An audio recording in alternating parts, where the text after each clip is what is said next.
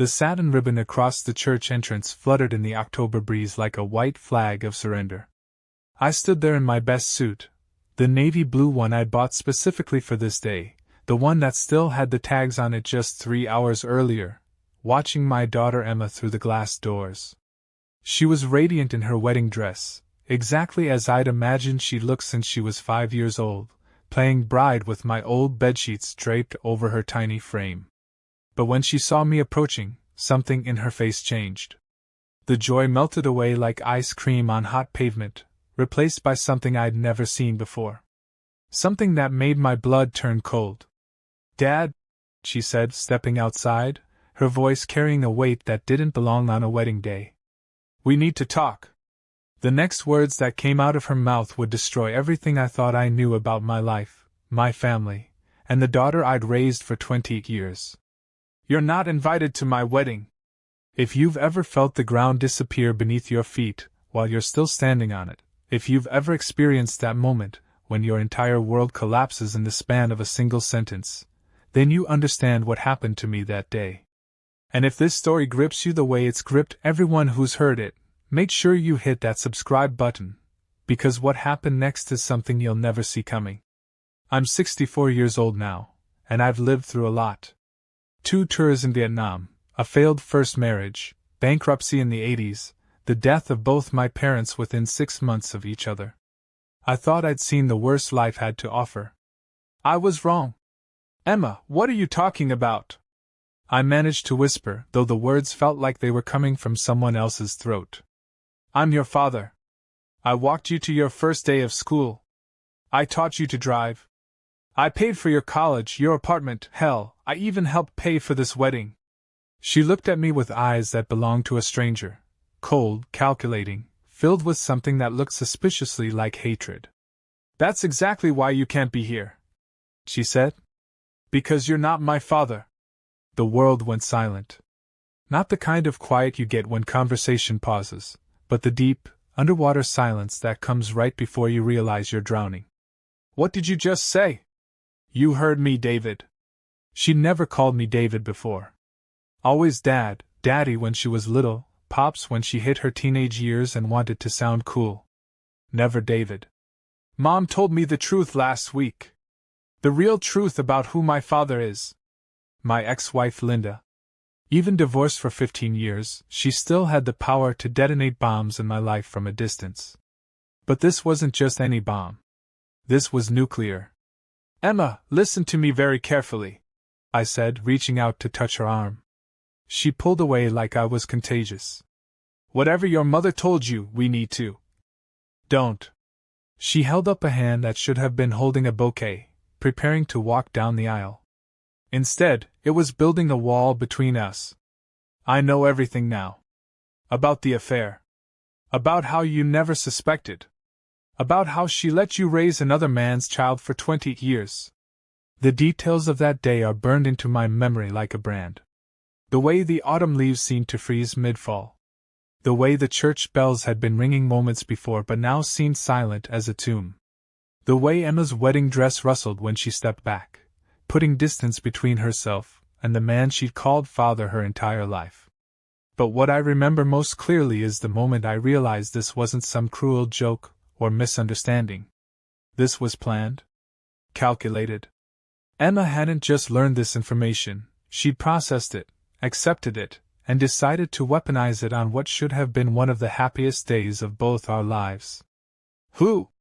I asked, though part of me already knew I didn't want the answer. "Who is he?" Emma's smile was the cruelest thing I'd ever seen. It wasn't the smile of my little girl who used to crawl into bed with me during thunderstorms. It was the smile of someone who'd found the perfect weapon and was savoring the moment before using it. Richard Kellerman. If she'd pulled out a gun and shot me in the chest, it would have been kinder. Richard Kellerman. My best friend for over 30 years. My business partner. The man who'd been my best man at my wedding to Linda. The man who'd stood beside me at Emma's baptism, at her graduation, at every major milestone of her life. The man I trusted with my business, my secrets, my family. The man who'd apparently been sleeping with my wife and fathering my child while I was working 16-hour days to build the construction company that would support what I thought was my family. That's impossible, I said, but even as the words left my mouth, I could feel the truth settling in my chest like concrete. Heavy, cold, permanent. Emma, that's completely impossible. Is it? She reached into the small purse she was carrying, something blue, I noticed absently, checking off one of the wedding traditions, and pulled out a folded piece of paper. Because this paternity test says otherwise. The paper felt like fire in my hands. I didn't want to look at it. I didn't want to see the numbers, the percentages, the scientific proof that would change everything. But I looked anyway, because that's what you do when your life is collapsing. You watch every excruciating detail. 99.9% probability that Richard Kellerman was Emma's biological father. 0% probability that David Mitchell, that's me, was related to her at all. The document was dated just 1 week earlier. Someone had been busy. Emma, I said, and I could hear the desperation in my own voice. This doesn't change anything between us. You're still my daughter. I raised you. I love you. I've been your father for 28 years, and some piece of paper doesn't. But it does change everything, she interrupted. Don't you see? My entire life has been a lie. Every birthday, every Christmas, every time you told me you loved me, it was all built on deception. The only deception here is what your mother did to both of us, I said, feeling anger start to burn through the shock. I'm the victim here too, Emma. I had no idea. Really? Her laugh was sharp enough to cut glass. Because Richard says otherwise. He says you knew. He says you and Mom worked it out between you, and you agreed to raise me as yours because he wasn't ready to be a father. Another bomb. Another layer of betrayal. Richard wasn't just Emma's biological father, he was actively rewriting history, painting me as a willing participant in the deception rather than its primary victim. That's a lie, I said, but I could see in Emma's eyes that she'd already chosen which story to believe. Emma, you know me. You know I would never. I don't know anything anymore, she said, and for just a moment I saw a flicker of the little girl I remembered. Confused, hurt, looking for someone to make sense of a world that had suddenly stopped making sense. But the moment passed quickly. What I know is that Richard is walking me down the aisle today. He's going to give the father of the bride's speech. He's the one who deserves to be here. And me? You need to leave. Now. Before the other guests see you and start asking questions. I looked past her through the glass doors of the church. I could see the wedding guests starting to take their seats. Friends, family, people I'd known for decades. People who thought they were there to celebrate Emma Mitchell's wedding, not knowing they were actually witnessing Emma Kellerman's union. Emma, please, I said one last time. Let me explain. Let me tell you my side of. There is no your side, she said, and her voice had gone completely cold again. There's just the truth Mom finally told me, and the lies you've been living. And I don't want lies at my wedding. She turned to walk back into the church, then paused and looked over her shoulder. Oh, and David? Don't bother coming to the reception either. Security has your picture. The heavy church doors closed behind her with a sound like thunder. I stood there for what felt like hours but was probably only minutes, watching through the glass as the woman I'd raised, loved, and considered my daughter prepared to start her new life without me. I watched her laugh with bridesmaids I'd met a dozen times. I watched her hug relatives who'd been part of my life for 3 decades. I watched Richard Kellerman, my former best friend, walk up to her and offer his arm. And I watched them walk down the aisle together while I stood outside in the cold, wearing a suit I'd bought for an occasion I was no longer invited to attend. The worst part wasn't the humiliation, though that was considerable. The worst part wasn't even the betrayal, though that cut deeper than anything I'd experienced in 64 years of living. The worst part was the realization that this was just the beginning. As I walked back to my car, fumbling with keys that seemed to weigh 1,000 pounds, I made a decision. Emma thought she knew the truth about her parentage. about the lies that had shaped her life, about who deserved her love and loyalty. But she didn't know everything. Not even close. And if Richard Kellerman wanted to play games with the truth, well, two could play that game. I just had to figure out how to win. Driving away from my daughter's wedding was like leaving my own funeral, except I was still alive to feel every agonizing moment of it. My hands were shaking so badly I had to pull over twice, once to throw up in a McDonald's parking lot, and once just to sit in my car and try to remember how to breathe.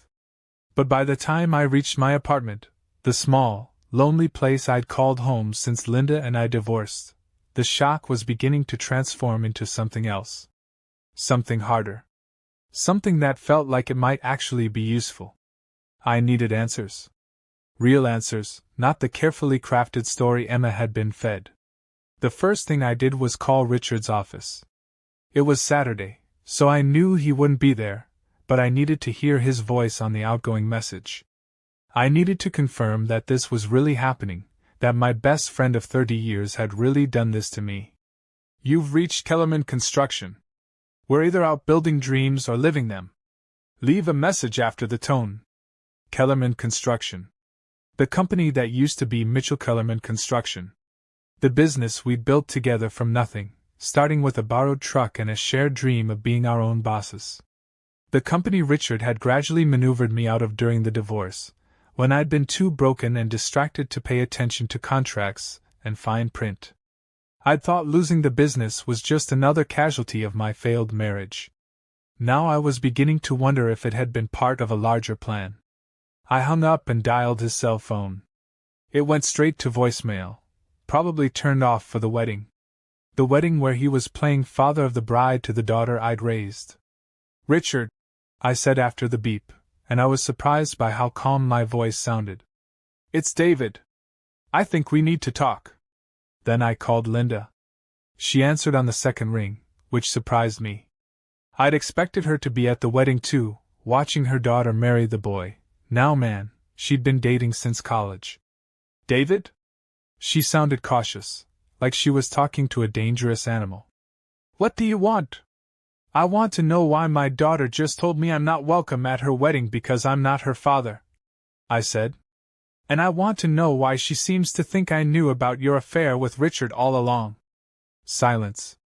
Long enough that I thought she might have hung up. "Linda, are you there?" "I'm here." Her voice was softer now, almost sad. "I was wondering when this would finally come out." "When this would come out?" I felt that anger again, hot and clean. "You mean you've been planning this? You've been waiting for the right moment to destroy what's left of my relationship with Emma?" "That's not how it happened, David. Emma started asking questions about family medical history for her insurance forms after she got engaged. She wanted to know about your side of the family's health issues, and I couldn't keep lying to her. So you told her the truth about Richard, but you lied about me knowing?" Another pause. "She asked if you knew." I told her what she needed to hear. What she needed to hear? Linda, what the hell does that mean?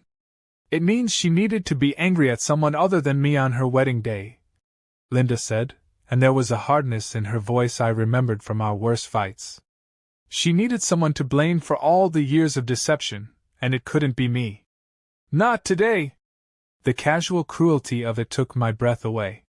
Linda had not only stolen 20 years of my life by letting me raise another man's child, she'd now poisoned my relationship with Emma to protect her own. "So you threw me under the bus," I said. "I did what any mother would do. I protected my daughter from the truth that would hurt her most." "And what truth is that?" "That I cheated on you with your best friend for 3 years. That I got pregnant and wasn't sure of who the father was. That I chose to let you raise her because Richard made it clear he wasn't interested in being a father, and you were so desperate for a family that you would have done anything to keep us." Each word was like a physical blow. "Jesus Christ, Linda! You want the whole truth, David? Here it is. I never loved you the way I loved Richard. I married you because you were safe, because you were the kind of man who would work himself to death to provide for his family. Richard was exciting, dangerous, unpredictable. He was everything you weren't. But you divorced me, not him. Because he finally asked me to. Her voice was getting stronger now, like she was gaining confidence from my silence. Because after Emma graduated high school and you weren't needed for the day-to-day parenting anymore, he decided he was ready to try being a family man. With my daughter. With his daughter, David. His biological daughter. The daughter he helped create, even if he wasn't ready to claim her for 28 years. I closed my eyes and leaned back in my car seat. The parking lot around me felt like it was spinning slowly, like the world had tilted off its axis. And Emma believes all this? Emma believes what makes the most sense to her. That you and I made some kind of arrangement. That you knew the truth but agreed to raise her anyway because it was convenient for everyone involved. But that's not what happened. Isn't it? Linda's voice was sharp again. Think about it, David.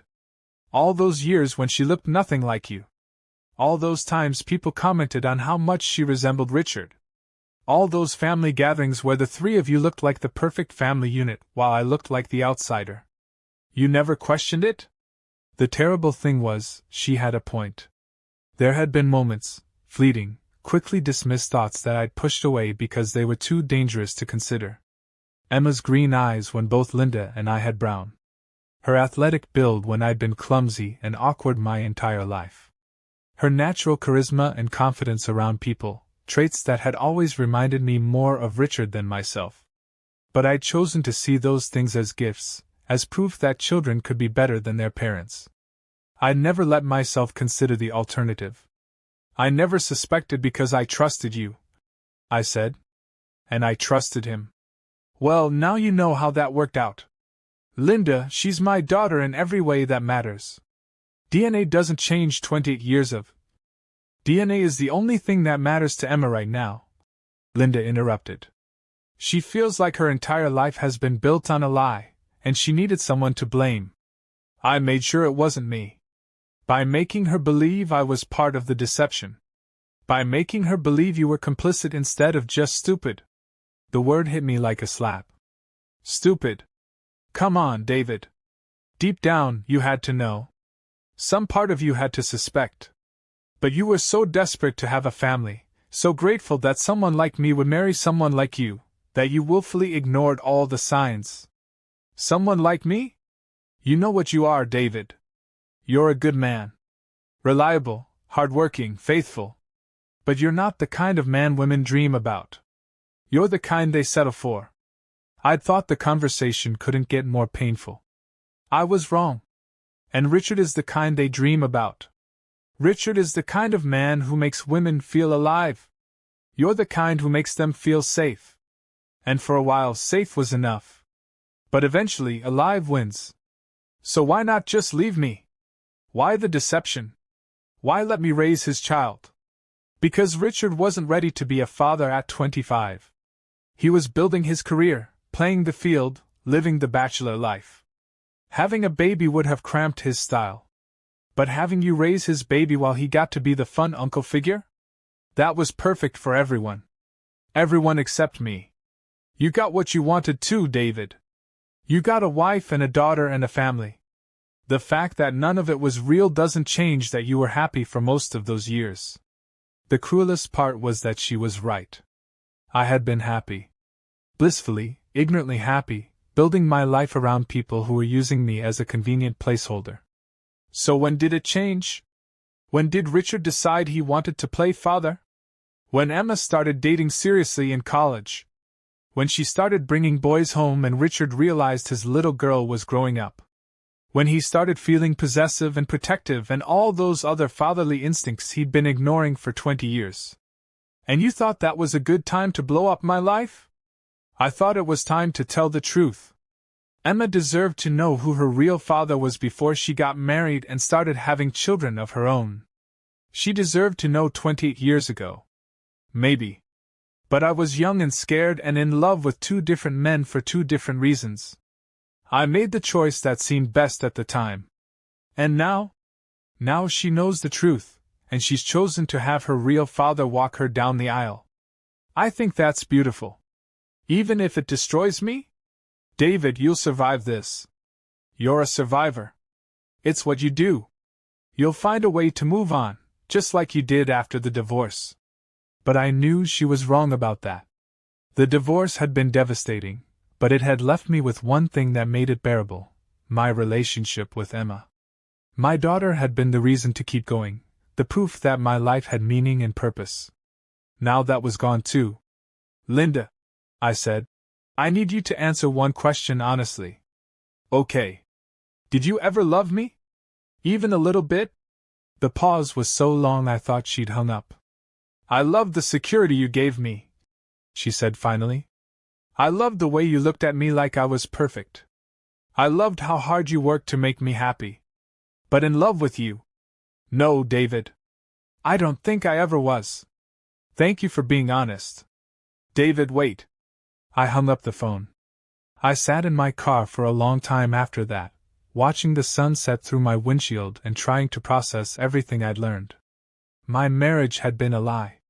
My fatherhood had been a lie. My best friend had betrayed me in the deepest way possible. And my daughter, the one person I'd thought loved me unconditionally, had chosen the man who'd helped destroy my life over the man who'd actually lived it with her. But as the darkness settled around me, I realized something else. I wasn't broken. Not yet. I was angry. And anger, unlike despair, was something I could work with. That night I couldn't sleep. I kept replaying the conversation with Linda, picking apart every word, every implication. But the more I thought about it, the more things didn't add up. If Richard had really been having an affair with Linda during our marriage, there should be evidence. Financial records, travel patterns, something that would prove their relationship had been ongoing. And if he'd known all along that Emma was his daughter, why wait until now to claim her? Why not push for the truth years earlier? Unless Linda was lying about that too. By 3 a.m, I'd made a decision. I was going to investigate this like the construction project it resembled, methodically, thoroughly, checking every foundation and support beam until I understood exactly how this structure had been built. I started with what I knew for certain: Linda had cheated. Richard was Emma's biological father. Emma believed I'd known about the arrangement all along. Everything else was potentially suspect. The first thing I needed was documentation. Financial records from the years when Emma was conceived and born. Phone bills if I could find them. Credit card statements. Anything that might show patterns of behavior that proved or disproved Linda's version of events. I spent Sunday morning in my storage unit, going through boxes I hadn't opened since the divorce. Tax returns, bank statements, insurance documents, all the boring paperwork of a life I'd thought was real. What I found was interesting. In 1995, the year Emma was born, Richard had taken 3 separate business trips to Las Vegas. According to the company records, these were convention trips, opportunities to network and find new clients. But I remembered those trips differently now. I remembered Linda being unusually moody when he was gone, checking the phone constantly, jumping every time it rang. I also found our joint credit card statements from that period. In February of 1995, about 9 months before Emma was born, Linda had charged $800 at a high-end maternity boutique. I remembered the purchase because $800 was a lot of money for us back then, and I'd questioned whether we really needed such expensive baby clothes. But Emma wasn't born until October. If Linda was buying maternity clothes in February, she would have already been pregnant for several months. Which meant she'd gotten pregnant in late 1994 or early 1995. I pulled out my day planner from 1994. I'd always been meticulous about keeping track of my schedule, noting work projects, personal appointments, everything. It was a habit that had served me well in business, and now it might serve me in a different way. In December of 1994, I'd been working on the Henderson construction project, a large residential development that had required me to be on site 6 days a week for 3 months. I'd barely been home except to sleep. But Richard's schedule was different. As the business development side of our partnership, he had more flexibility, more freedom to set his own hours. The timeline was starting to make sense. I spent the rest of Sunday creating what I called the real story. a chronological reconstruction of events based on documentation rather than memory or hearsay. December 1994. I'm working 16-hour days on the Henderson project. Linda is home alone most of the time. Richard is handling client meetings and has a flexible schedule. January 1995. Linda starts acting differently. More secretive, more emotional. I attribute it to pregnancy hormones, not knowing she's pregnant yet. February 1995. Linda tells me she's pregnant. I'm overjoyed. She seems anxious, distant. She spends $800 on maternity clothes, claiming she wants to feel beautiful during her pregnancy. March 1995. Richard suggests we expand the business, take on bigger projects. He pushes for us to formalize our partnership with legal documents. I'm too distracted by the pregnancy and work to pay close attention to the details. April-September 1995. I'm working constantly, trying to build financial security for our growing family. Richard is around the house more often, helping Linda with preparations, being unusually attentive to her needs. October 1995. Emma is born. Richard is the first person I call after my parents. He arrives at the hospital within 20 minutes, which seems normal at the time but strikes me as suspiciously quick now. The pattern was clear, but it still didn't prove Linda's claim that I'd known about the affair and agreed to raise Richard's child. If anything, it proved the opposite, that I'd been a completely oblivious victim. But Emma believed otherwise, which meant someone had convinced her that I was complicit. Either Linda was lying to protect herself, or Richard was lying to protect his own reputation, or both of them were working together to rewrite history. I needed to talk to Richard. Monday morning, I drove to the construction site where his company was working. It was a commercial project downtown, the kind of high-profile job that Richard specialized in now that he no longer had to split profits with a partner. I found him in the construction trailer, reviewing blueprints with his site foreman. Through the window, I could see him gesturing at the plans, pointing out details, being the confident leader he'd always been. For a moment, I felt a stab of nostalgia for the days when we'd done this together, when we'd been partners and friends working toward shared goals. Then I remembered why I was there. I knocked on the trailer door. "Come in," Richard called. When he looked up and saw me, his expression went through several rapid changes: surprise, guilt, calculation, and finally a kind of forced cheerfulness that didn't reach his eyes. "David," he said, standing up and extending his hand like we were meeting for a business lunch. "I wasn't expecting to see you here." "I'm sure you weren't," I said, ignoring the offered handshake. "We need to talk." Richard looked at his foreman. "Jimmy, take 15, would you? Check on the foundation pour." When we were alone, Richard sat back down behind his desk and folded his hands like he was conducting a business meeting. "I know why you're here," he said. "And I want you to know that none of this was planned. The timing, I mean. Emma finding out right before her wedding. But the rest of it was planned?" "The rest of what?" "The affair with my wife. Fathering my daughter. Stealing my business. Convincing Emma that I was part of some elaborate deception." Richard sighed and rubbed his temples. "David, sit down. Let me explain." "I'll stand." "Fine. Look, what happened between Linda and me, it wasn't planned. We didn't set out to hurt you. Things just developed." "Things developed," I repeated. "That's what you call a 3-year affair." "It wasn't 3 years. Where did you get that?" "From Linda. She told me yesterday that you two had been together for 3 years during our marriage." Richard's face went pale. "She told you that?" "She told me a lot of things. She told me you weren't ready to be a father, so you let me raise Emma while you played the fun uncle. She told me that you asked her to divorce me when Emma turned 18 because you finally wanted to try being a family man." That's not how it happened." "Then how did it happen, Richard? And don't lie to me. I've been lied to enough for one lifetime." Richard stood up and walked to the window, looking out at the construction site. "Linda and I had an affair. One affair. It lasted about 6 months in 1994 and early 1995. I ended it when I realized she was pregnant because I didn't want to destroy your marriage over something that was just physical. Just physical. I cared about Linda, but I loved our friendship, David. You were my best friend. You are my best friend. The guilt of what I'd done was eating me alive. So you decided to let me raise your child? I decided to step back and let nature take its course. Linda wasn't sure who the father was. The timing could have gone either way. She chose to stay with you and raise the baby as yours, and I thought that was probably for the best. But you knew there was a chance Emma was yours? Yes. And you said nothing. I said nothing because saying something would have destroyed 3 lives instead of just complicating one. My life, you mean? My life was the one that got complicated. Richard turned back to face me. Your life got blessed with a daughter you adored. Don't tell me you regret having Emma in your life. I regret the lies.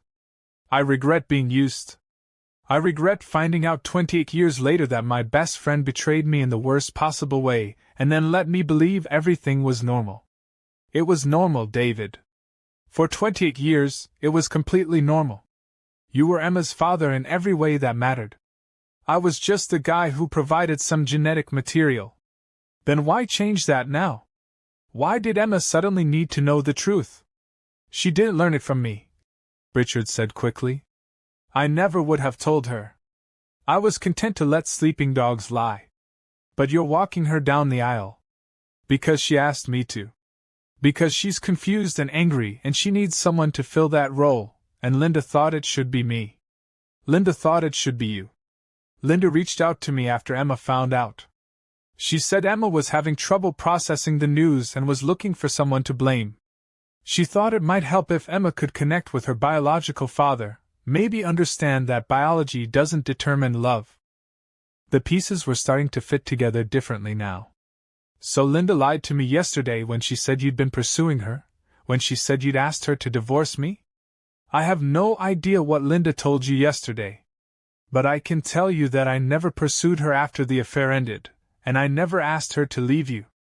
Linda left you because she wanted to, not because I pressured her to. Then why did she lie? You'd have to ask her that. I studied Richard's face, looking for signs of deception. He met my eyes steadily, and I realized I was seeing something I hadn't seen since Saturday, genuine remorse. Richard, I need to ask you something, and I need you to be completely honest with me. Okay. Did Emma get the impression from you that I knew about the affair? Did you tell her I was complicit in raising her as my daughter while knowing she wasn't? God, no. David, I would never. Why would you think that? Because that's what she believes. That's why she kicked me out of her wedding. She thinks I was part of some arrangement where I agreed to raise your child while you got to live the bachelor life. Richard sat down heavily in his chair. Jesus Christ. No wonder she's angry at you. You didn't tell her that? I told her the truth, that I had an affair with her mother, that we ended it when she got pregnant, and that I kept the secret to protect everyone involved. I told her you were a good man who'd been a wonderful father to her, and that finding out about the biology shouldn't change how she felt about you. But she does feel differently about me. She feels lied to. She feels like her whole life has been built on a foundation of deception, and she's trying to figure out who she can trust. And apparently I'm not one of those people. Give her time, David. This is a lot to process. I don't have time, I said. She's already chosen you as her father. She had security ready to keep me away from the reception. This isn't about processing, this is about replacement. Richard was quiet for a long moment. What do you want me to do? I want you to tell Emma the truth. The whole truth. I want you to tell her that I never knew about the affair, that I was as much a victim in this as she was, and that Linda has been lying about my involvement to protect herself. And if I do that, Linda will be furious. It might destroy Emma's relationship with her mother. That's Linda's problem. She created this mess with her lies. Let her deal with the consequences. David. No, Richard. You owe me this. You owe me 28 years of honesty, and this is your chance to start paying that debt. He nodded slowly. You're right. I'll talk to her. When? Soon. After she gets back from her honeymoon. That's 2 weeks away. David, she just got married yesterday. I'm not going to drop another bomb on her during her honeymoon. I wanted to argue, but I could see his point. Emma had already been through enough emotional trauma for 1 week. Fine, I said. But I want to be there when you tell her. I want to hear exactly what you say, and I want the chance to tell my side of the story. Okay. And Richard? Yeah? If you lie to her, if you try to protect Linda or yourself at my expense, I'll make sure everyone knows the truth about how you built your business and your reputation on my back while you were screwing my wife. Richard's face flushed, but he nodded. I understand. Good. I turned to leave, then stopped at the door. One more thing, I said. That paternity test Emma showed me. Where did that come from? I have no idea. She just told me she'd gotten one done and that it confirmed I was her father. She would have needed DNA from both of you for that test. I assumed she used hair from a brush or something. People do that on TV all the time. Maybe. Or maybe someone helped her get that DNA. Someone who had access to both of you. Richard's expression changed. You think Linda orchestrated this? I think Linda is a lot more manipulative than either of us ever realized, I said. And I think she's been planning this revelation for a long time. The timing wasn't accidental, Richard. She waited until the most emotionally devastating moment possible to destroy my relationship with Emma. But why? What does she gain from hurting you now? That's what I'm going to find out. I left Richard sitting in his trailer, staring out at the construction site where men in hard hats were building something new on foundations that would either hold or crumble depending on how honest the builders had been about the underlying ground. Just like my life. The thing about being in the construction business for 30 years is that you learn to read blueprints, to see the hidden structure underneath the finished surface. You learn that the most important work happens before anyone can see it, in the foundation, in the framing, in all the unglamorous details that determine whether something will stand or fall. Investigating my own life required the same skills. Over the next week, while Emma was on her honeymoon in Italy, a trip I'd helped pay for, back when I thought I was her father, I became a detective in my own story. I requested phone records, credit card statements, bank records, anything that might show the real timeline of events and Linda's true motivations. What I discovered was worse than anything I'd imagined. The first breakthrough came from our old phone company. It took 3 days and a lot of convincing, but they finally agreed to send me copies of our home phone records from 1994 and 1995. What I saw made my blood run cold. In December 1994, while I was working 16-hour days on the Henderson project, Linda had made 47 calls to Richard's number. Not to his office, to his home. Long calls, some lasting over an hour. Calls made in the evening, when I was either at work or too exhausted to notice. But that wasn't the most damaging information. In March 1995, 3 months after the affair supposedly ended, Linda had made 32 calls to a number I didn't recognize. I ran it through a reverse directory search and discovered it belonged to Dr. Patricia Wynn, a private fertility specialist in the city. Linda had been seeing a fertility doctor during her pregnancy. I called Dr. Wynn's office and managed to speak with a receptionist who'd been there for 20 years. When I explained that I was Emma's father and needed information about her prenatal care for insurance purposes, the woman was helpful. "Oh yes, I remember Mrs. Mitchell," she said. "She was one of our most anxious patients. She came in for genetic counseling and paternity testing. Very concerned about family medical history." Paternity testing? Yes, she was trying to determine the baby's father. She brought in genetic samples from 2 different men. We ran the test several times because she kept requesting verification. And the results? I'm sorry, but I can't share specific medical information without proper authorization. But I can tell you that she seemed very relieved after we gave her the final results. Linda had known who Emma's father was before Emma was born. She'd had genetic testing done to confirm it. And she'd chosen to let me believe Emma was mine anyway. This wasn't a case of uncertain paternity, or a woman trying to do the right thing in a complicated situation. This was calculated deception from the very beginning. But I still didn't understand why Linda would orchestrate Emma finding out now, 20 years later. What did she gain from destroying my relationship with Emma at this point in our lives? The answer came from an unexpected source, my accountant. Jerry Nakamura had been handling my taxes since the divorce, and he'd also worked with the business during the Mitchell-Kellerman days.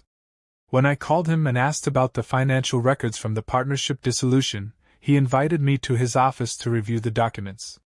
"I always thought you got screwed in this deal," Jerry said, spreading the papers across his conference table. "But you were going through the divorce and you said you just wanted out, so I didn't push." The documents told a story I'd been too distracted to understand at the time. When Richard and I dissolved our partnership, I'd accepted a cash buyout of my share of the business.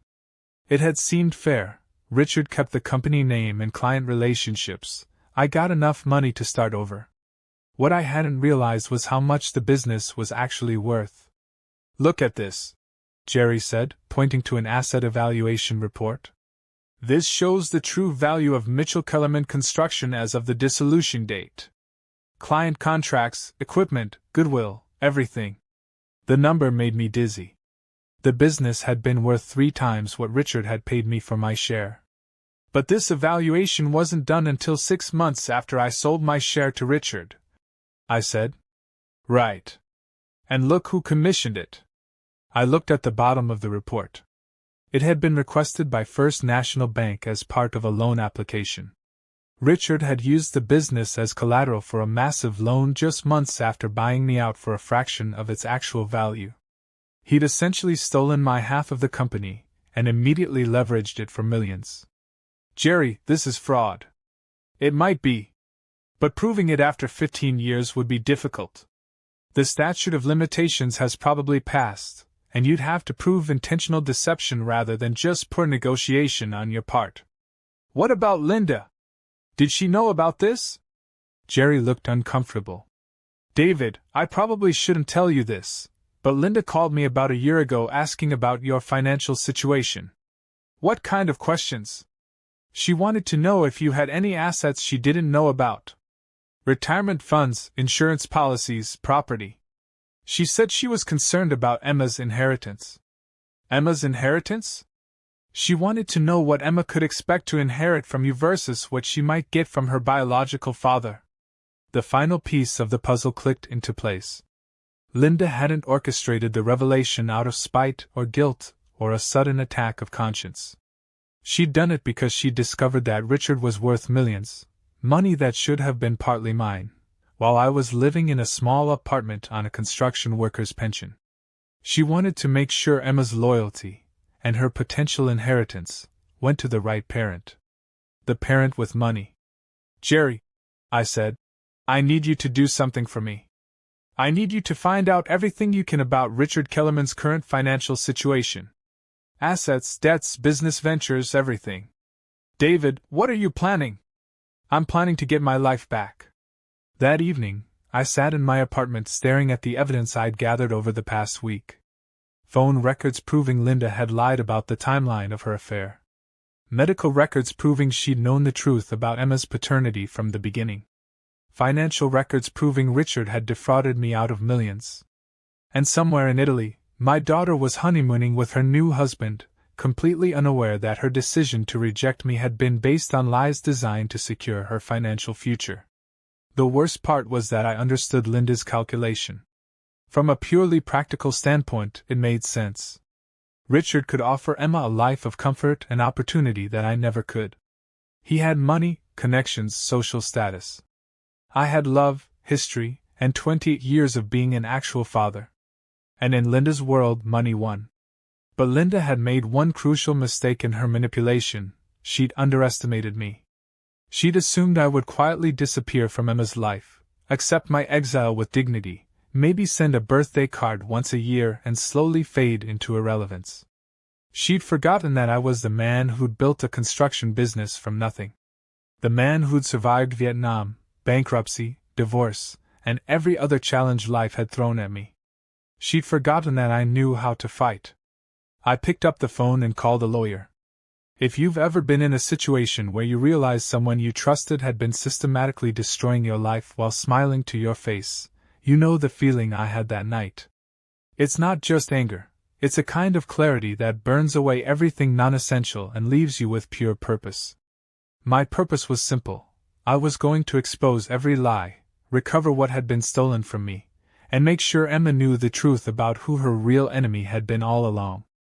And if Richard and Linda thought they could build their new family on the ruins of my life, they were about to learn how wrong they were. Some foundations are stronger than they appear. And some buildings, no matter how pretty they look on the surface, are built on ground that won't hold when the real pressure comes. The law offices of Morrison, Blake and Associates occupied the entire 15th floor of a downtown building that screamed expensive. I'd chosen them specifically because they handled high-stakes business litigation and had a reputation for being ruthless when necessary. I needed ruthless. Margaret Morrison was a woman in her 50s with silver hair and the kind of sharp eyes that made you feel like she was calculating your net worth while shaking your hand. She listened to my story without interruption, taking notes on a yellow legal pad, occasionally asking clarifying questions that showed she understood the implications of what I was telling her. "So let me make sure I have this straight," she said when I finished. "Your business partner defrauded you out of millions of dollars during your divorce. Your ex-wife has been lying to your daughter about your knowledge of an affair to manipulate her loyalty. And you believe this was all orchestrated to ensure your daughter inherits from the wealthy biological father rather than the poor man who raised her. That's correct. And you want to sue for, what exactly? The statute of limitations has passed on the business fraud. You can't sue someone for lying to their own daughter about you.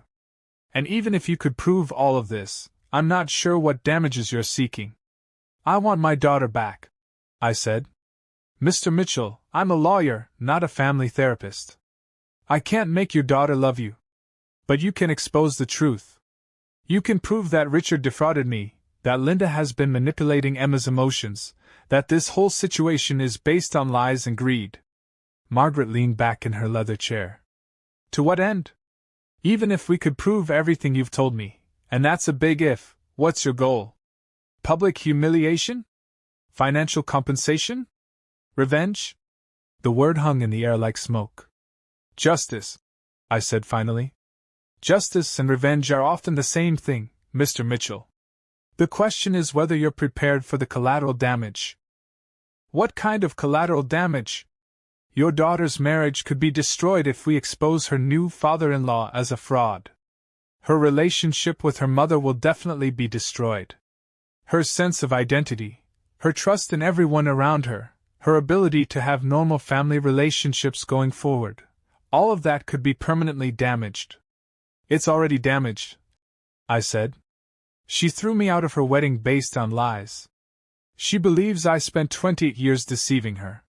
She's chosen money and manipulation over love and truth. And if you destroy Richard and Linda, you think she'll come running back to you with open arms? I think she'll know the truth. The truth, Mr. Mitchell, is that her biological father is a wealthy man who can provide for her in ways you never could. The truth is that her mother made calculated decisions to secure her daughter's future. The truth is that you, while morally blameless, are still the poor man who got left behind." The brutal honesty of it hit me like a physical blow. "So you won't take the case?" "I didn't say that." Margaret picked up her pen and made another note. "I said you need to be clear about what you're hoping to achieve. If you want to expose Richard's business fraud, we might be able to find a way to do that despite the statute of limitations. If you want to prove that Linda manipulated Emma with lies, we can probably build a case for that too. But if you want your daughter to love you again, this probably isn't the way to make that happen. Then what is? Have you considered just telling her the truth yourself? She won't see me. She won't take my calls. She had security escort me away from her wedding. What about a letter?" "A letter? Write her a letter explaining your side of things. Include copies of the evidence you've gathered. Let her make her own decisions based on facts rather than forcing the issue through legal action." I thought about it. It was tempting, cleaner, less destructive, more focused on healing than revenge. But it also gave Linda and Richard the opportunity to spin whatever narrative they wanted, to dismiss my evidence as the desperate lies of a bitter ex-husband and rejected father. What if she doesn't believe me? Then at least you'll know you tried to do the right thing. And if she does believe you, you'll have your relationship back without destroying everyone else in the process.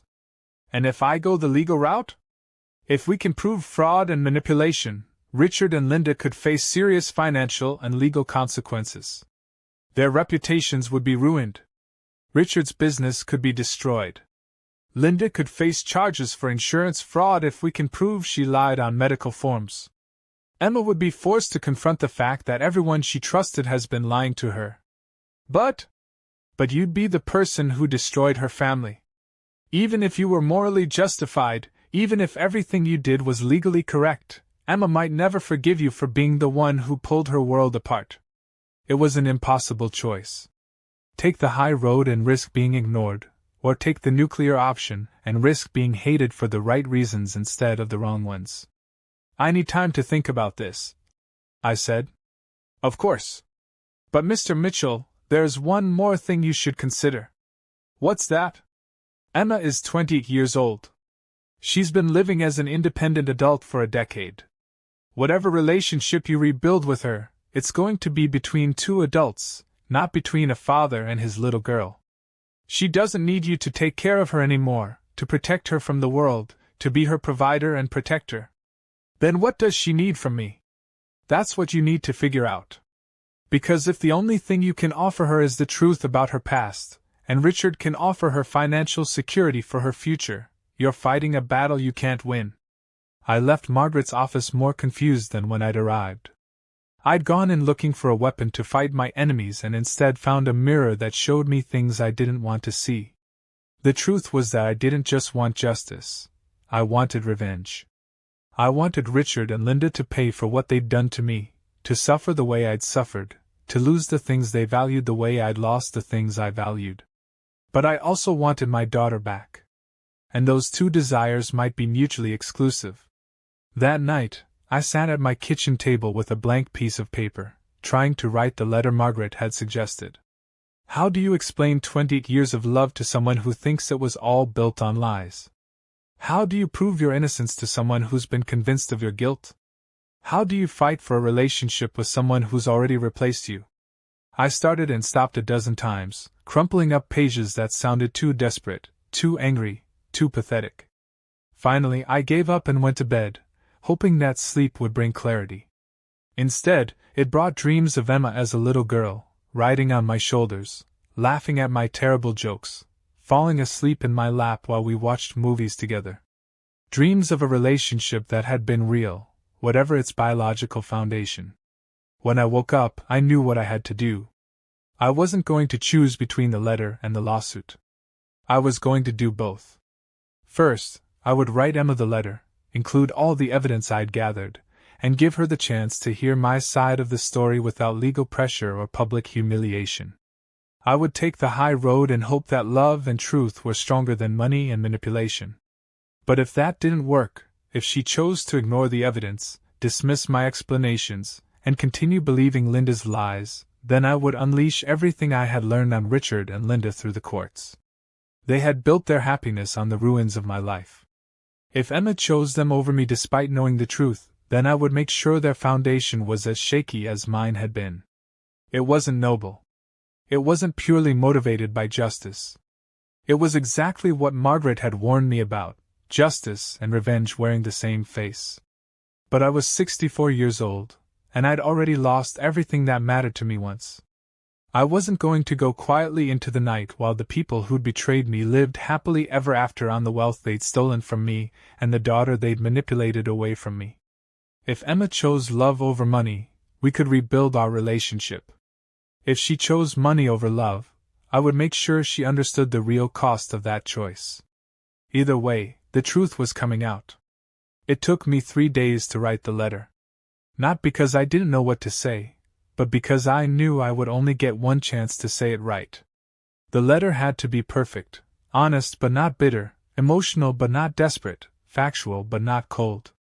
It had to speak to the little girl who used to climb into my lap and to the woman who had ordered security to keep me away from her wedding. Most importantly, it had to make her want to hear my side of the story. I've included the full letter here because what happened next can't be understood without knowing exactly what Emma read that day she got back from her honeymoon. Dear Emma.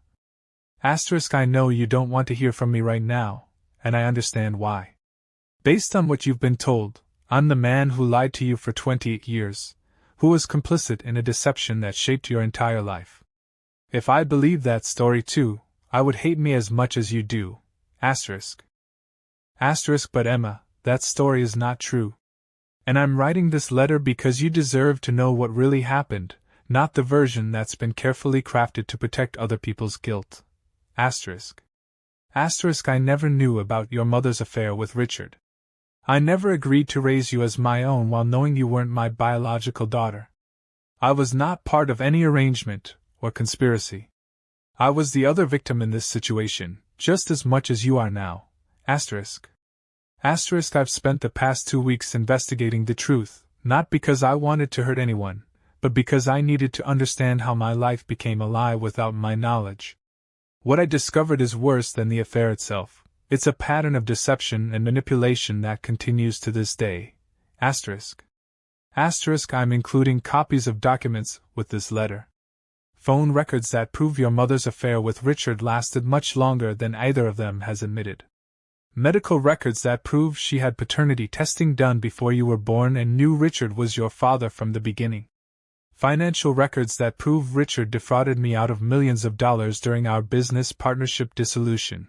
But the most important thing I discovered is this: your mother didn't tell you the truth now because she suddenly grew a conscience. She told you because she found out that Richard is wealthy, money that should have been partly mine, while I'm living on a modest pension. She orchestrated this revelation to ensure your loyalty goes to the parent who can provide for you financially.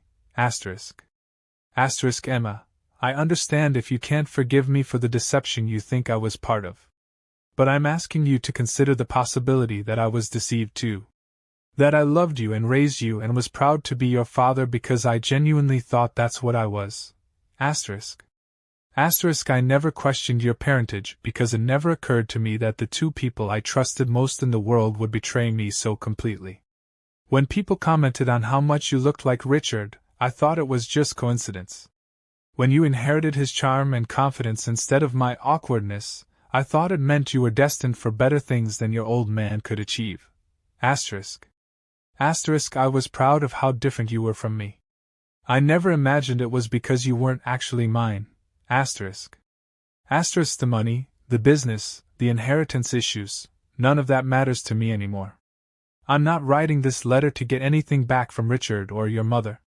I'm writing it because I can't bear the thought of you believing I spent your entire childhood living a lie.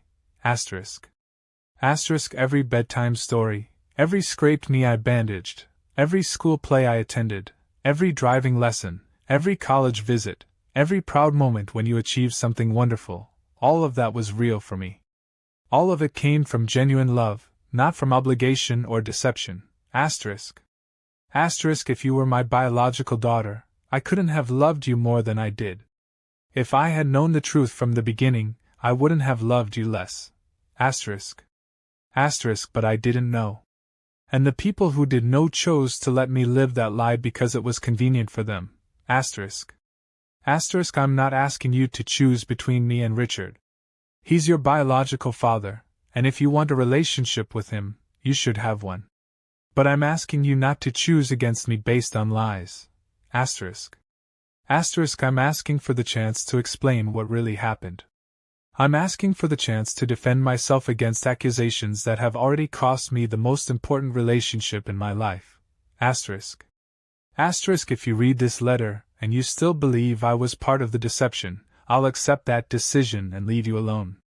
But if there's any part of you that remembers the man who raised you, who loved you, who would have done anything to protect you from being hurt the way you're hurting now, then please call me. I'm still your father in every way that counted for 28 years. That doesn't change just because we learn some different biology. I love you, Emma. I always have. I always will. Asterisk. Dad. Asterisk P.S. I know this is a lot to process, especially right after your wedding. Take whatever time you need. I'll wait. Asterisk. I mailed the letter on a Thursday, certified mail with return receipt requested. I wanted to make sure Emma received it personally, and couldn't claim later that she never got it. Then I waited. Friday passed. Saturday. Sunday. Each day felt like a month, each hour like a day. I kept my phone with me constantly, checking the volume every few minutes to make sure I hadn't missed a call. Monday morning, my phone rang at 7:23 a.m. Dad? The word hit me like electricity. For the first time in 2 weeks, someone had called me Dad. Emma. I could barely get her name out. You got my letter.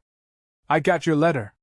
Her voice was different, softer than it had been at the wedding, but also more fragile. And I read all the documents you included. And I need to ask you something, and I need you to tell me the absolute truth. Anything. Did you really not know? All those years, all those times when people said I looked like Richard, when I acted like Richard, when it should have been obvious, did you really never suspect? The question I'd been dreading. The one that would determine whether she believed me or dismissed everything I'd told her. Emma, there were moments. Brief moments when I wondered. But I pushed those thoughts away because they were too terrible to consider. I trusted your mother completely, and I trusted Richard completely. The idea that they would both lie to me about something so fundamental, it was literally unthinkable. So you suspected but chose not to investigate. I suspected the way you suspect you might have cancer when you find a lump, but you don't go to the doctor because you can't bear to know for sure. It wasn't rational, Emma. It was self-preservation. Silence on the other end of the line. Long enough that I started to worry she'd hung up. Emma? I'm here. I'm just processing. Another pause. Dad, I owe you an apology. The relief was so overwhelming I had to sit down. You don't owe me anything, sweetheart. Yes, I do. I threw you out of my wedding. I had security ready to escort you away from the reception. I chose to believe the worst about you without giving you a chance to defend yourself. You were protecting yourself from more lies. I understand that. But they weren't your lies, were they? They were Mom's lies. And Richard's lies. And I let them convince me that you were the villain in this story when you were actually another victim. Emma. No, let me say this. I've been thinking about it since I read your letter. All those years when you were working extra hours to pay for my activities, my clothes, my education, you were doing that for someone else's biological child. All those times you came to my school plays and sporting events and parent-teacher conferences, you were being a father to someone else's daughter. And you did it with love, with pride, with complete dedication. Because I thought you were mine. But even if you had known I wasn't, would it have changed how you felt about me? The question stopped me cold. In all my anger and pain over the past 2 weeks, I hadn't actually considered that possibility. Emma, I don't know. I'd like to think it wouldn't have mattered, but... It would have mattered, she said quietly. Of course it would have mattered. You're human. But the fact that you loved me the way you did for 20 years, thinking I was your biological daughter, proves that you're capable of that kind of love. And that kind of love doesn't just disappear when you learn some new information. Are you saying? I'm saying that DNA doesn't make a father. Being there makes a father. Caring makes a father. Love makes a father. And you've been my father for 28 years, regardless of what any test says. I started crying then, sitting alone in my kitchen at 7:30 in the morning, crying like I hadn't cried since I was a child. Dad? Are you okay? I'm better than I've been in weeks. I managed to say. Emma, does this mean? It means I want to see you. It means we need to talk about everything that happened. It means I need to figure out how to have relationships with both you and Richard without choosing sides. And your mother? Emma's tone hardened. My mother and I are going to have a very different conversation. Emma, be careful. I know you're angry, but... Dad, she let me throw you out of my wedding. She watched me break your heart in the worst possible way, and she didn't say a word to stop me. She let me believe you were a liar and a fraud when she knew the truth would exonerate you completely. She was trying to protect herself. She was trying to protect herself at your expense. And mine. Do you realize what she put me through? Do you realize how it felt to believe that my entire childhood was based on deception? How it felt to think that the man I loved most in the world had been lying to me my entire life? I have some idea, yes. She could have told me the truth about the affair without lying about your involvement. She could have explained that you were an innocent victim too. Instead, she chose to make you the villain to protect her own image. What are you going to do? I'm going to confront her. And I'm going to make it very clear that if she ever lies to me about you again, she'll lose me permanently. Emma, think about this carefully. She's still your mother. And you're still my father. The difference is that you've never lied to me. After we hung up, I sat in my kitchen for a long time, staring at the phone and trying to process what had just happened. Emma believed me. Emma still considered me her father. Emma was angry at Linda for manipulating both of us. But I also knew this was just the beginning. Linda wasn't going to accept Emma's anger quietly.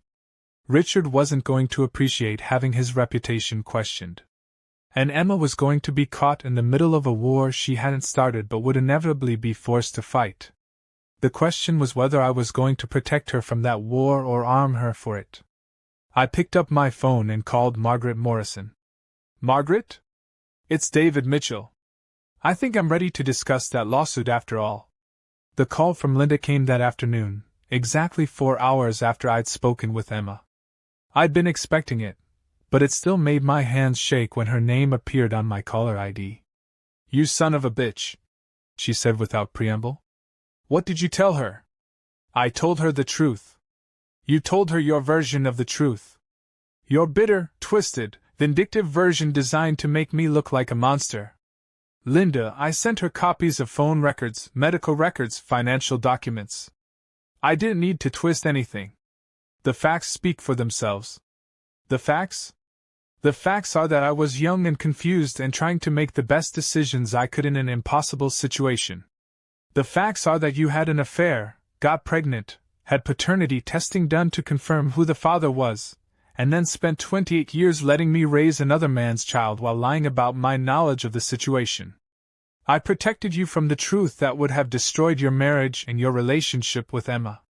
You protected yourself from the consequences of your choices. There's a difference. David, you need to fix this. You need to call Emma back and tell her that you were angry and hurt and that you exaggerated some things. Why would I do that? Because if you don't, I'll tell her what you were really like during our marriage. I'll tell her about your drinking, your gambling, your violent temper. I'll tell her why I really had the affair. The threat hit me like ice water. What drinking? What gambling? What violent temper? The drinking that happened every weekend. The poker games that cost us thousands of dollars. The time you put your fist through the kitchen wall when Emma was crying and wouldn't stop. Linda, none of that happened. I never had a drinking problem. I played poker with the guys maybe once a month for $20 buy-ins. And I never, ever laid a hand on you or Emma or put my fist through any wall. Emma doesn't know that. Emma lived in that house. She would remember if any of those things had happened. Emma was a child. Children don't always understand what they're seeing. But if I explain it to her now, as an adult, she might start to remember things differently. The calculated evil of it stunned me. Linda was threatening to gaslight our daughter, to implant false memories of abuse and addiction that would destroy Emma's trust in me permanently. You're threatening to lie about me being abusive?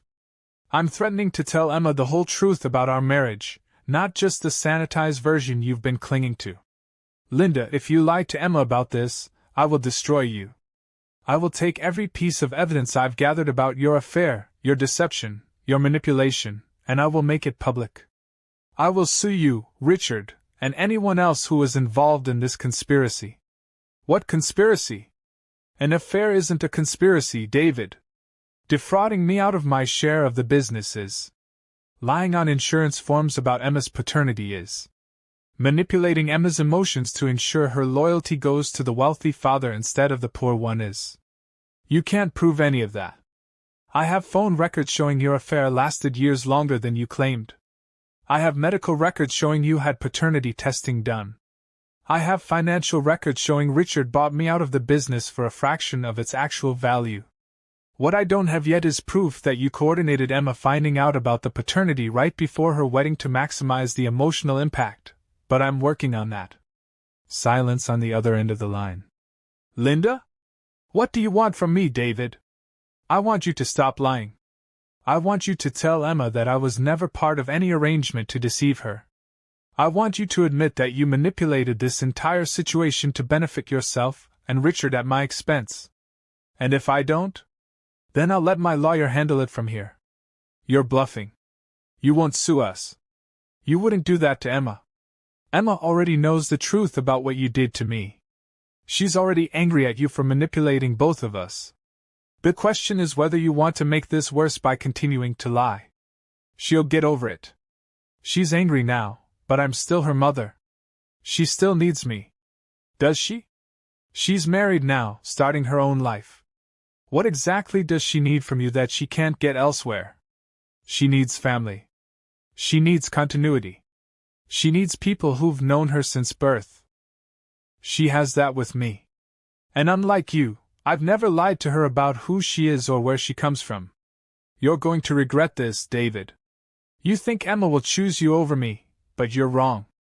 When push comes to shove, she'll choose her biological family. Richard has money, connections, opportunities he can offer her. What do you have? I have 28 years of being her actual father. Biology trumps everything else in the end. You'll see. She hung up. I sat there staring at my phone, realizing that Linda had just confirmed something I'd suspected but hadn't been able to prove. This had all been about money and inheritance. She'd specifically mentioned Richard's wealth and opportunities, contrasting them with my lack of resources. But she'd also revealed something else. She was scared. The threats about false accusations of abuse, the desperate attempts to make me back down, the emphasis on Emma eventually choosing her biological family. These weren't the tactics of someone confident in her position. These were the tactics of someone who knew she was losing. That evening, Emma called again. Dad, I confronted Mom this afternoon. How did it go? About as well as you'd expect. She tried to tell me that you're lying about not knowing, that you're rewriting history to make yourself look like the victim. When I showed her the documents you sent me, she claimed they proved nothing. What did you tell her? I told her that phone records don't lie. Medical records don't lie. Financial documents don't lie. But she does. Emma, I'm worried she's going to escalate this.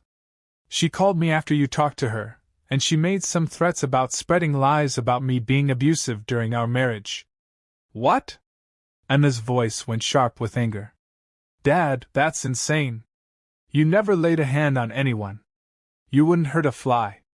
I know that, and you know that, but nothing. If she tries to spread lies about you being violent or abusive, I'll shut that down immediately. I was there, Dad. I lived in that house. I would know if any of that had happened. She seemed to think she could convince you to remember things differently. She can try. But I'm not a confused child anymore, and I'm not going to let her gaslight me about my own childhood memories. Emma, there's something else.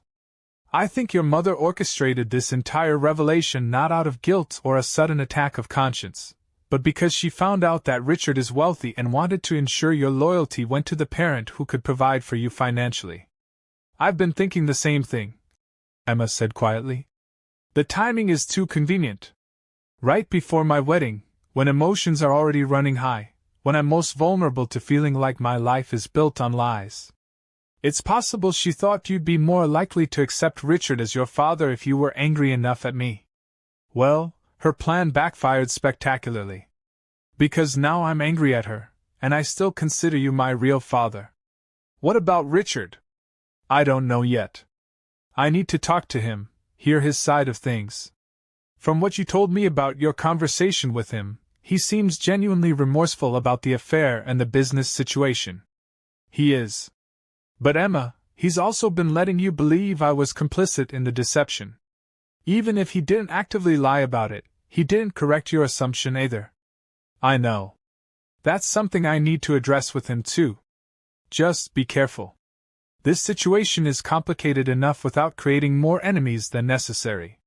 Dad, can I ask you something? Of course. If you could go back and change things, if you could have known the truth from the beginning, would you? It was the question that had been haunting me since this all began. I don't know, sweetheart. Part of me thinks I would have wanted to know, to have the choice about whether to raise you as my own. But another part of me is terrified that if I had known, I might not have loved you the same way. And now? Now that you do know? Now that I know, it doesn't change anything about how I feel about you. You're still my daughter, Emma.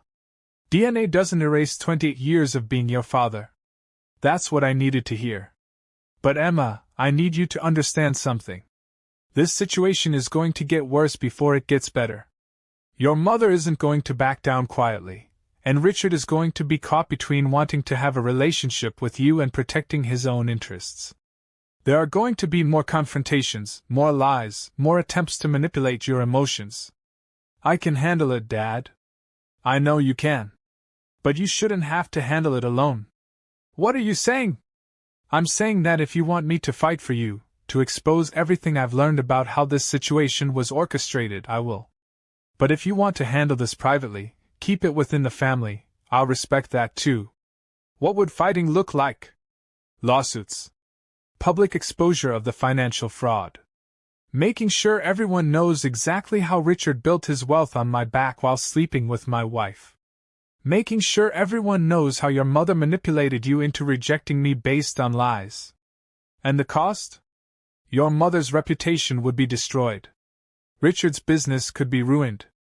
Your relationship with both of them would probably be permanently damaged. But you'd get justice. I'd get revenge. Whether that's the same thing as justice is debatable. Emma was quiet for a long moment. Dad, what do you want to do? I want to protect you from any more lies and manipulation. If that means destroying the people who've been lying to both of us, I'm prepared to do that. And if I asked you not to? If I asked you to let me handle this my own way? Then I'd respect your wishes. But Emma, I need you to understand that your way might not work. Your mother and Richard have a lot to lose if the truth comes out completely. They're going to keep fighting to control the narrative, to minimize their guilt, to protect their interests. I understand that. But I also understand that once you start a legal war, there's no going back. Win or lose, the relationships are destroyed permanently. Sometimes that's for the best. Maybe. But let me try to handle this first. Let me have conversations with both of them. Make it clear that I know the truth and that any further lies or manipulation will have consequences. And if that doesn't work, then we'll revisit the nuclear option. Okay, I said. But Emma, I want you to promise me something. What? If your mother or Richard tries to hurt you, manipulate you, lie about me, or pressure you into choosing sides, you'll tell me immediately. I won't sit quietly while they use you as a weapon against me or turn you into collateral damage in their attempts to protect themselves. I promise, Dad. Good. And Emma? Yeah? I'm proud of you. For seeking out the truth, for standing up to your mother, for handling this whole situation with more maturity than any of the adults involved. I learned that from you, Dad. You always taught me to face problems head-on rather than running from them. Even when facing the problems head-on might mean losing everything? Especially then. Because sometimes losing everything based on lies is worse than losing some things based on truth. After we hung up, I realized that Emma had become wiser than I was. She was trying to find a path that preserved relationships while demanding honesty, that sought justice without requiring revenge. I wasn't sure I was capable of that kind of wisdom. The anger in me wanted to see Richard and Linda pay for what they'd done, wanted to watch their comfortable lives crumble the way mine had crumbled. But Emma was asking me to trust her judgment, to let her try to solve this without destroying everyone in the process. The question was whether Linda and Richard would give her that chance, or whether they would force our hand by escalating their attempts to protect themselves. I had a feeling I wouldn't have to wait long to find out. If you've ever been in a situation where you had to choose between getting revenge on people who wronged you and protecting someone you love from the fallout of that revenge, you understand the position I was in. Sometimes the right thing to do and the satisfying thing to do are completely opposite choices. But I'd made my decision. I would follow Emma's lead, support her attempts to handle this diplomatically, and keep my nuclear option in reserve. Unless they pushed too hard. Unless they tried to hurt her the way they'd hurt me. Then all bets were off. 3 days later, Emma called with a proposition that made my blood run cold. "Dad, I want to have a family meeting. You, me, Mom, and Richard. Everyone in the same room, everyone telling the truth, everyone hearing the same information at the same time." "Emma, that's a terrible idea." "Why?" "Because your mother and Richard are going to spin everything to protect themselves. Because there's too much history, too much anger, too many competing interests. Because putting us all in the same room is like pouring gasoline on a fire. Or it's like finally getting everyone's cards on the table so we can stop playing games. Sweetheart, this isn't a game. This is 30 years of betrayal and deception. You can't solve that with one conversation. Maybe not. But I can make it clear that I know the truth and that any further lies or manipulation will cost them their relationship with me permanently. And you think that threat will work? I think it's the only leverage I have. Dad, they both want me in their lives.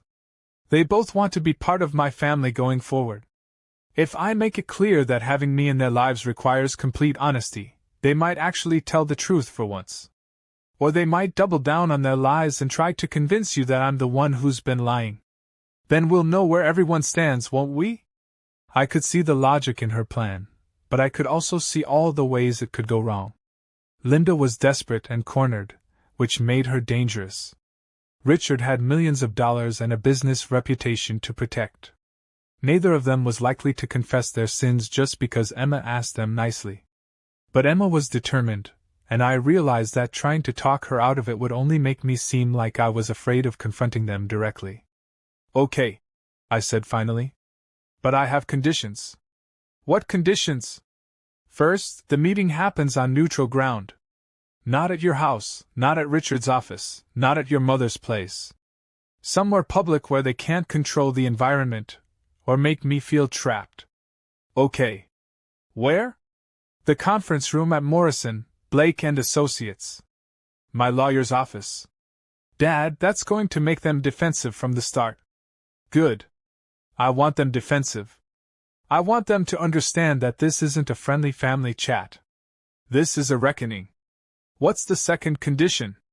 "Margaret Morrison sits in on the meeting as my representative. Everything that's said gets recorded, and anything they admit can be used in court if necessary. You're turning this into a legal proceeding. I'm protecting myself from further lies and manipulation. Emma, these people have been controlling the narrative for 30 years. I'm not walking into a room with them without backup." "Fine. What else?" "You promise me that if they lie, if they tried to gaslight you or me, if they attempt to rewrite history again or make new threats, you'll stop trying to handle this diplomatically and let me pursue legal action." "Dad." "No, Emma. This is non-negotiable. I'm willing to give them one chance to come clean, to take responsibility for what they've done, to apologize sincerely and commit to being honest going forward. But if they use this meeting as another opportunity to manipulate and deceive, then I'm done playing nice." "Okay. I agree to your conditions." "Good. Set it up for this Friday afternoon. Give them 3 days to prepare whatever story they're going to tell. What if they refuse to come? Then we'll know they're not interested in telling the truth or preserving their relationships with you. And we'll proceed accordingly." Emma managed to convince both Linda and Richard to attend the meeting, though either of them was happy about the location or the presence of my lawyer. Linda complained that it felt like an ambush. Richard worried that having an attorney present would make everything adversarial. Emma told them both the same thing: if they had nothing to hide, they shouldn't worry about having their statements recorded.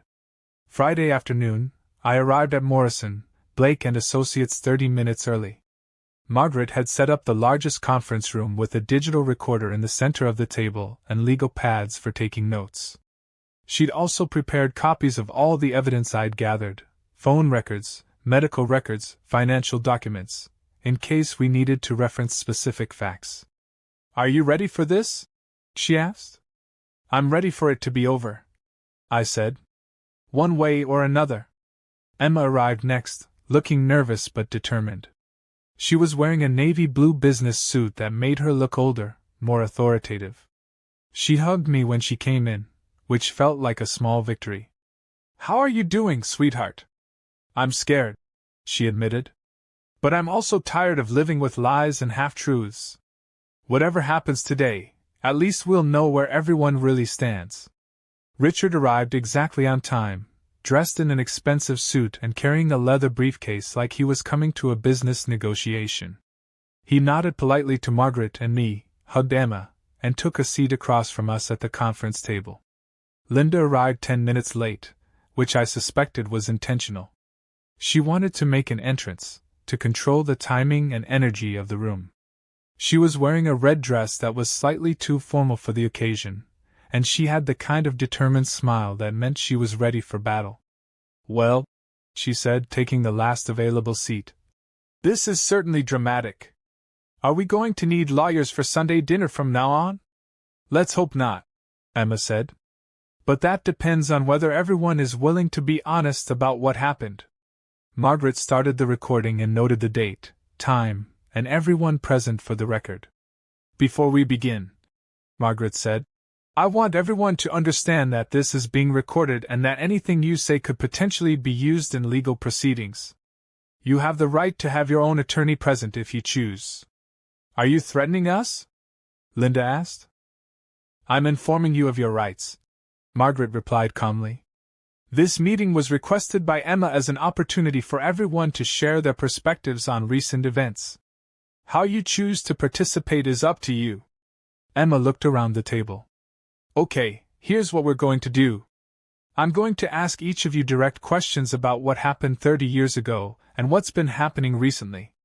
I expect direct, honest answers. No more games, no more half-truths, no more protecting each other at my expense or Dad's expense." She turned to Linda first. "Mom, did you have an affair with Richard while you were married to Dad?" "Yes." "How long did it last?" Linda glanced at Richard, then back at Emma. "About 6 months. The phone records show 47 calls between you and Richard in December of 1994 alone, plus 32 more calls in the months following. That doesn't sound like an affair that ended after 6 months. We remained friends after the affair ended. We had to figure out how to handle the situation." "What situation?" "My pregnancy. Did you know that Richard was my biological father before I was born?" Another glance at Richard. "I suspected. Mom, I have medical records showing that you had paternity testing done with Dr. Patricia Wynne before I was born." "You didn't suspect, you knew for certain." Linda's composure cracked slightly. "Yes, I knew." "And you chose not to tell Dad?" "I chose to protect our family." "By lying to Dad for 28 years? By sparing him the pain of a truth that wouldn't have changed anything?" Emma turned to me. "Dad, did you know about the affair?" "No." "Did you know there was any possibility that Richard was my biological father?" "No." "I had some fleeting moments of wondering why I didn't see more of myself in you, but I never seriously considered that you weren't my daughter. Did you ever agree to raise me as your own while knowing Richard was my biological father?" "Absolutely not. I never knew Richard was your father until you told me at your wedding." Emma turned to Richard. "Richard, did Dad know about your affair with Mom?" "No." "Did he know you were my biological father?" "No." "Did you and Mom ever discuss having him raise me while you remained uninvolved?" "Not in the way you're suggesting. Linda and I agreed that it would be best for everyone if I stepped back and let her marriage to David continue normally." "But you knew I was your biological daughter?" "I knew there was a strong possibility." "And you said nothing to Dad?" "I thought it was better for everyone if the secret stayed buried."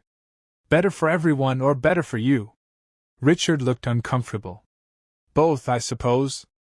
Emma was quiet for a moment, reviewing notes she'd written on her legal pad. Okay, now let's talk about more recent events.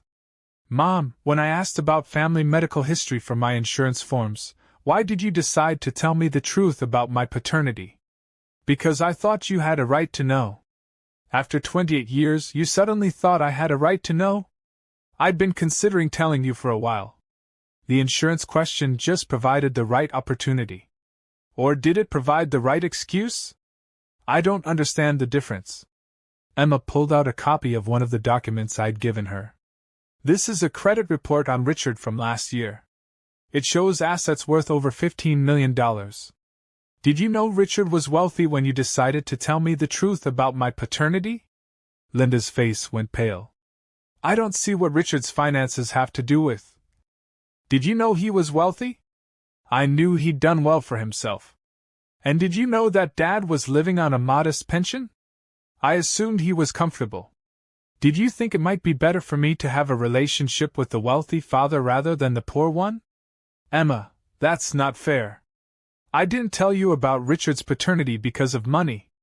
Then why did you lie to me about Dad's involvement? Why did you tell me that he knew about the affair and agreed to raise me as his own? Because I thought it would be easier for you to process if you believed he was a willing participant rather than an unknowing victim. Easier for me, or easier for you? What do you mean? I mean that if Dad was complicit, then you weren't the only villain in this story. If Dad was innocent, then you were the person who destroyed 2 lives with your lies. Linda looked around the table like she was trapped. Emma, you have to understand. No, Mom. You have to understand. You manipulated me into believing that the man who raised me, loved me, and sacrificed for me was a liar and a fraud. You let me throw him out of my wedding. You watched me break his heart based on lies you told me to protect yourself. I was trying to protect everyone. You were trying to protect yourself. Emma's voice was rising.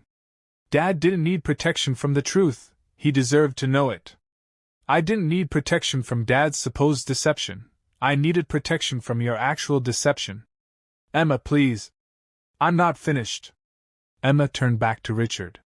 Richard, when I confronted you about being my biological father, did you tell me that Dad had known about the affair? No. Did you correct me when I assumed he had known? Richard was quiet for a long moment. No. Why not? Because Linda had told you that version of events, and I thought correcting it would just create more confusion and conflict.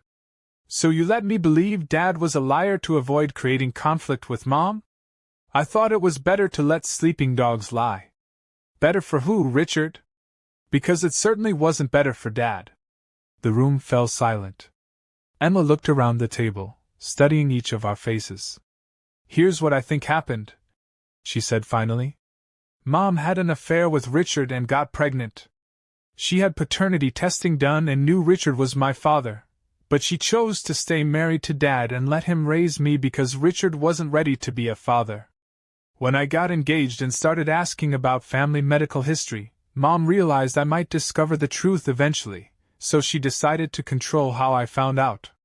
She told me about the paternity but lied about Dad's knowledge to make herself look less guilty and Dad look more complicit. And Richard went along with it because it was easier than challenging Mom's version of events. She looked at each of us in turn. Is that accurate? Linda opened her mouth to speak, but Emma held up her hand. Before you answer, I want you to know that I have all the documentation Dad gathered. Phone records, medical records, financial records. I know the affair lasted longer than you claimed. I know you had paternity testing done before I was born. I know Dad was never part of any arrangement to deceive me. And I know that Richard defrauded Dad out of millions of dollars during their business partnership dissolution. She leaned back in her chair. So I'll ask one more time. Is my summary of events accurate? Linda looked defeated. Yes. Richard nodded slowly. Yes. Good. Now we can finally start dealing with the truth instead of the lies. Emma's next words would determine whether we could rebuild from this devastation or whether 30 years of relationships would end in that conference room. Now that we've established what really happened, she said, her voice steady but cold. I need to tell each of you what's going to happen next. She turned to Linda first. Mom, you lied to me about Dad's involvement to protect yourself from my anger. That lie cost me 2 weeks of believing the man who raised me had deceived me my entire life. It cost Dad the most important day of my life, my wedding day, and nearly cost him my love permanently. That is unforgivable. Linda's eyes filled with tears. Emma, please. I'm not done.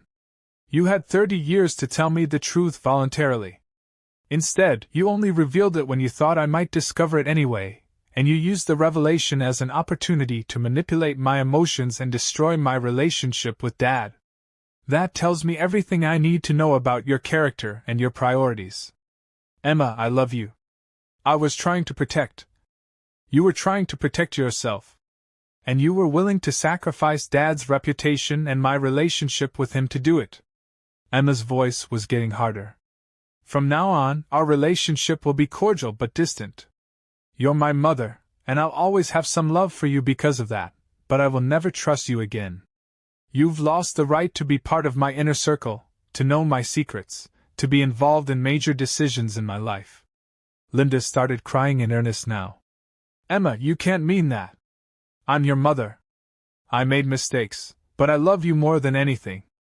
If you loved me, you wouldn't have used me as a weapon against Dad. If you loved me, you would have told me the truth without trying to manipulate how I felt about it. If you loved me, you would have protected my relationship with the man who actually raised me instead of trying to destroy it for your own benefit. Emma turned to Richard. Richard, you're my biological father, and I'm willing to have a relationship with you going forward. But that relationship will be built on honesty, not on the lies and omissions of the past 30 years. Richard nodded eagerly. Emma, I want that too. I want to be part of your life. Good. Because the first thing you're going to do is make things right with Dad.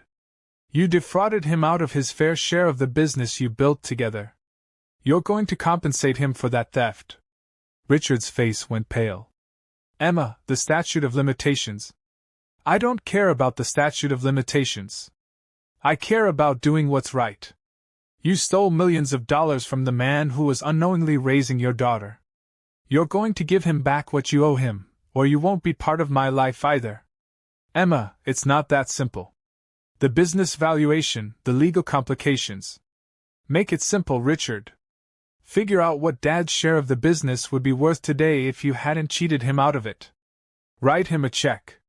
Or don't, and lose your relationship with your biological daughter permanently. Margaret leaned forward. Mr. Kellerman, I'd be happy to provide you with documentation showing the current value of assets that were originally part of Mitchell Kellerman Construction. We could have those calculations completed within a week. Richard looked trapped. This feels like extortion. This feels like justice, Emma replied. Dad spent 30 years being cheated by the two people he trusted most. It's time for that to end. She turned to me. Dad, I know you're angry. I know you want revenge. I know you want to see them both suffer the way you've suffered. And honestly, they deserve whatever legal and financial consequences their actions bring them. But I could sense there was a but coming. But I don't want to spend the rest of my life dealing with the fallout of a legal war. I don't want every family gathering, every holiday, every milestone in my life to be overshadowed by lawsuits and bitterness and people choosing sides. So what are you asking me to do? I'm asking you to let me handle this my way. Richard compensates you financially for what he stole. Mom accepts the consequences of her lies by losing her central place in my life. Everyone acknowledges the truth publicly, not in a lawsuit, but in a statement that sets the record straight about what really happened. And in exchange? In exchange, you get your money, your reputation, your dignity, and most importantly, you get to keep me without having to share me with people who betrayed you. I looked around the table. Linda was still crying, probably realizing that she'd lost her daughter's trust permanently. Richard was calculating, probably trying to figure out how much my share of the business was worth and whether it was cheaper than a lawsuit. Emma was waiting for my answer, hoping I would choose healing over revenge. What kind of public statement are you talking about? I asked. A letter to our friends, family, and business associates explaining that recent revelations have shown that I am Richard's biological daughter, but that Dad raised me without knowledge of this fact and was as much a victim of the deception as I was. A letter making it clear that Dad never lied to me, never deceived me, and deserves everyone's respect and admiration for being a loving father under difficult circumstances. And if I agree to this, the legal action goes away? If Richard compensates you fairly and everyone sticks to the truth going forward, yes. I looked at Margaret, who shrugged slightly as if to say it was my decision. Richard, I said, how much are we talking about? I don't know yet. I'd have to have my accountants. Ballpark figure.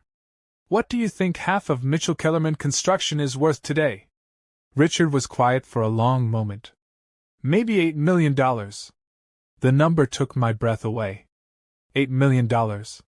Enough to buy a real house instead of renting an apartment. Enough to retire comfortably instead of living on a modest pension. Enough to leave Emma a real inheritance instead of just my love and memories. Emma, I said, are you sure this is what you want? Because if we do this your way, there's no going back. I can't change my mind later and decide to pursue criminal charges or civil suits. I'm sure, Dad. This way, justice gets done but healing can begin. The alternative is years of legal battles that destroy everyone and solve nothing. And Linda?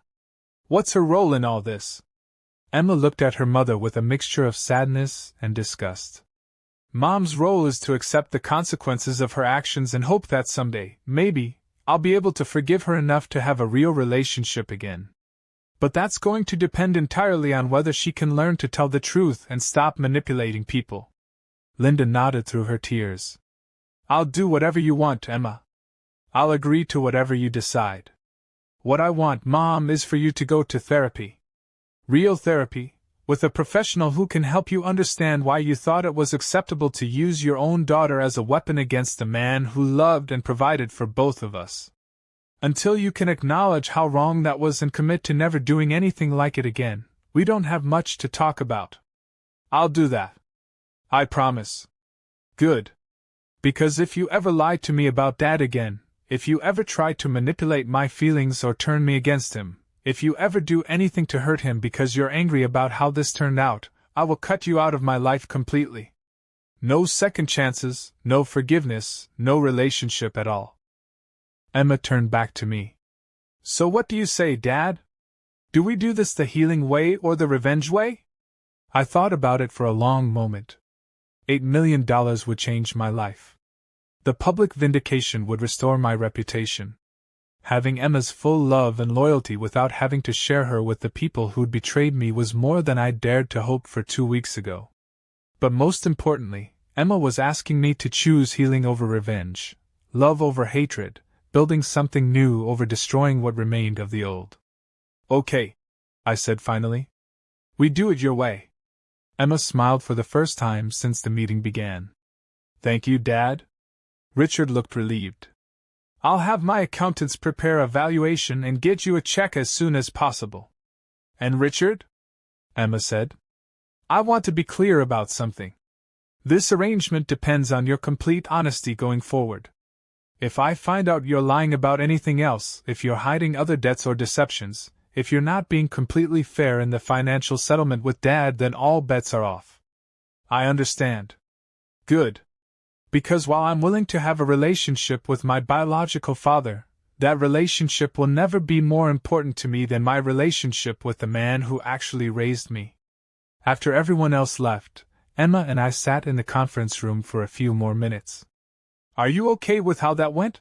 She asked. I'm proud of how you handled it, I said. You were firm but fair, demanding but not cruel.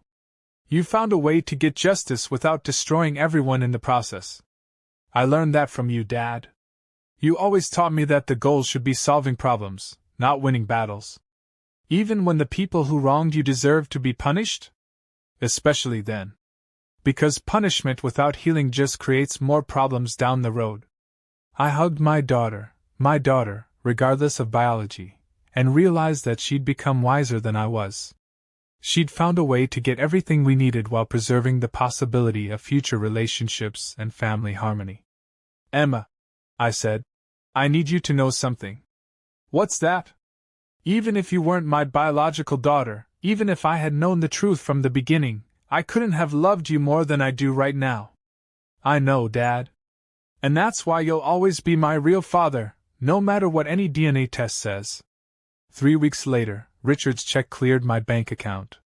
$8.2 million, representing my share of what Mitchell Kellerman Construction had become over the past 15 years. Emma sent the letter she'd promised to everyone in our extended network: friends, family, business associates, neighbors. It told the truth about what had happened, vindicated my reputation, and made it clear that I had been a victim of deception rather than a participant in it. The responses were overwhelming. Old friends reached out to apologize for believing I'd been complicit. Business associates offered opportunities now that they understood I'd been cheated rather than simply unsuccessful. Even people I barely knew expressed admiration for how I'd handled the situation. But the best response came from Emma herself, in a card she sent me on what would have been the 1-month anniversary of her wedding. Dad, I know the past month has been difficult for both of us, but I wanted you to know that it's also been clarifying. Going through this crisis made me realize how much I depend on your love, your wisdom, your steady presence in my life. Richard is my biological father, and I'm building a relationship with him. But you are my real father, the man who taught me right from wrong, who showed me what unconditional love looks like, who proved that family is about choice and commitment rather than just genetics. Thank you for fighting for our relationship. Thank you for demanding the truth. And thank you for letting me handle this situation in a way that preserved the possibility of healing rather than just settling for revenge. I love you, Dad. Always and forever. Emma. As I finished reading her card, sitting in the living room of the house I'd been able to buy with Richard's settlement money, I realized that Emma had been right about everything. Revenge would have felt good for a moment, but healing felt good forever. Linda was in therapy, working on understanding why she'd thought manipulation was acceptable. Richard was paying his debts and learning what it meant to be an actual father rather than just a genetic donor. Emma was building new relationships while preserving the one that mattered most. And me? I was finally free from the lies that had defined my life, free from the anger that had been consuming me, free to build a future based on truth rather than just surviving a past based on deception. Sometimes the best revenge is simply living well. Sometimes justice looks like healing rather than punishment. And sometimes the people who try to destroy your life end up teaching you how strong and valuable that life really is. At 64 years old, I was finally getting the life I deserved. And the daughter who'd been taken from me through lies was now choosing to stay with me through love. That's a better ending than any revenge could have provided.